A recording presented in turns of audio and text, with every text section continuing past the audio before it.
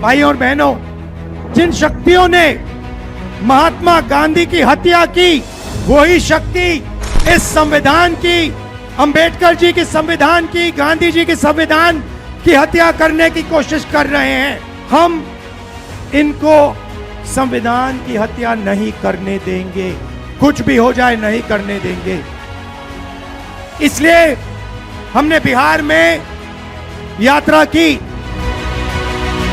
आने वाले समय में मैं आपको गारंटी करके दे रहा हूं, हाइड्रोजन बम के बाद नरेंद्र मोदी जी अपना चेहरा इस देश को नहीं दिखा पाएंगे। वोट अधिकार यात्रा भले ही समाप्त हो गई है, लेकिन मुद्दा ठंडे बस्ते में नहीं डाला जाएगा। समापन के मौके पर राहुल गांधी ने हाइड्रोजन बम की बात कर इसकी घोषणा कर दी। ये बात गौर करने वाली है कि राहुल गांधी ने बिहार में 15 दिनों तक यात्रा की, अपने मुद्दों को जनता तक पहुंचाने की अपनी क्षमता का परीक्षण किया। इस यात्रा के दौरान कांग्रेस विपक्षी दल के तेवर में ढलती नजर आई।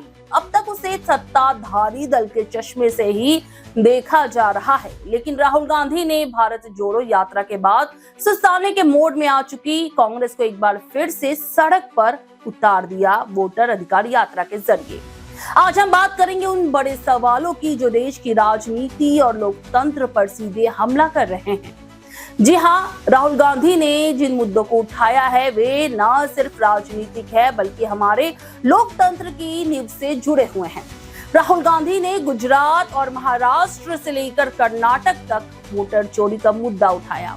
ये आरोप बेहद गंभीर है। गुजरात में कांग्रेस अध्यक्ष अमित चावड़ा ने नवसारी लोकसभा सीट पर मतदाता सूची में 30% डुप्लीकेट वोटरों का आरोप लगाया। कर्नाटक के महादेवपुरा विधानसभा क्षेत्र में तो 1 लाख से ज्यादा फर्जी वोटरों की बात सामने आई। ये सिर्फ संख्या नहीं बल्कि लोकतंत्र के साथ खिलवाड़ है। अगर मतदाता सूची ही गलत है तो चुनाव निष्पक्ष कैसे भला हो सकता है? ये मामला सिर्फ डुप्लीकेट वोटरों तक सीमित नहीं है। महाराष्ट्र में एनसीपी, कांग्रेस और शिवसेना का आरोप है कि लोकसभा और विधानसभा चुनावों में उनके वोट कम नहीं हुए, लेकिन नए वोट पूरी तरह से बीजेपी के खाते में चले गए। इससे ये सवाल उठता है कि क्या चुनाव आयोग जैसी संस्थाएं निष्पक्ष है या उन पर भी दबाव है? राहुल गांधी ने अपनी यात्रा के दौरान कई और तीखे सवाल भी उठाए हैं। उनका कहना है कि आज देश में बराबरी का मैदान खत्म हो चुका है। तमाम सरकारी संस्थाएं, चाहे वो चुनाव आयोग हो या जांच एजेंसियां, एक तरफा काम कर रही हैं।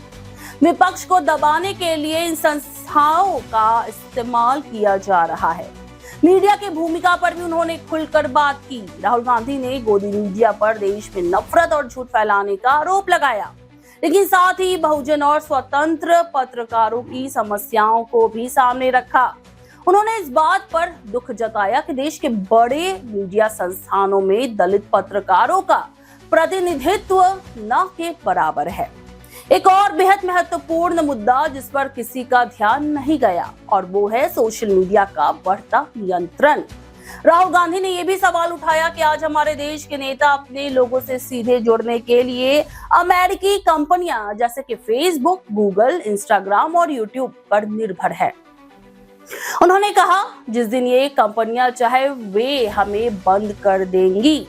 यह हमारे देश की संप्रभुता और अभिव्यक्ति की स्वतंत्रता के लिए एक बड़ा खतरा है।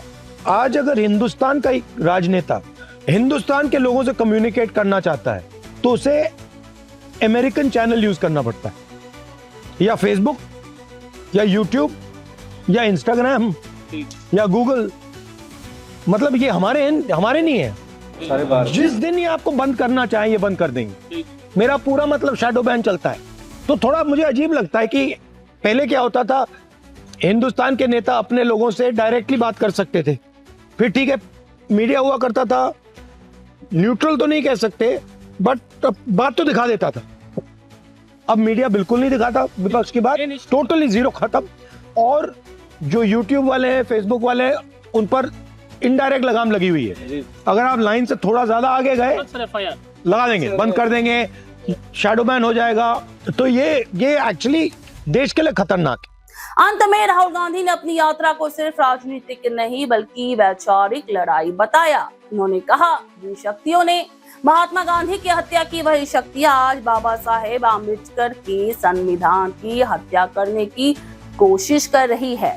ये एक सीधा आरोप है और ये दर्शाता है कि राहुल गांधी अपनी लड़ाई को सिर्फ चुनाव जीतने तक सीमित नहीं मान रहे, बल्कि इसे देश के मूलभूत सिद्धांतों की रक्षा से जोड़ रहे हैं।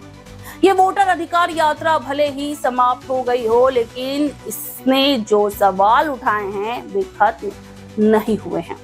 क्या बिहार और बाकी राज्यों के चुनाव वोटर चोरी और सांप्रदायिकता से मुक्त होंगे?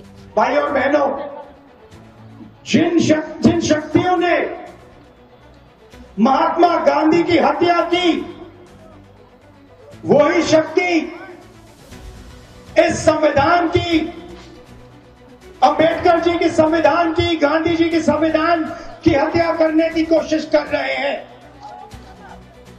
हम इनको संविधान की हत्या नहीं करने देंगे, कुछ भी हो जाए नहीं करने देंगे। इसलिए हमने बिहार में यात्रा की और आपका क्या जबरदस्त रिस्पॉन्स आया। बिहार का युवा सारे के सारे युवा खड़े हो गए। छोटे छोटे बच्चे जीप के पास आते थे, कहते थे वोट चोर, वोट चोर, वोट चोर। क्या राहुल गांधी सच में जनता के एक बड़े वर्ग को उन शक्तियों के खिलाफ खड़ा कर पाएंगे जिन्होंने इस देश के लोकतंत्र को कमजोर कर दिया? ये तो आने वाला खैर वक्त ही बताएगा। आज के लिए बस इतना ही। देखते रहिए Super News 24। Super News 24 Kolkata, हर कदम सच के साथ।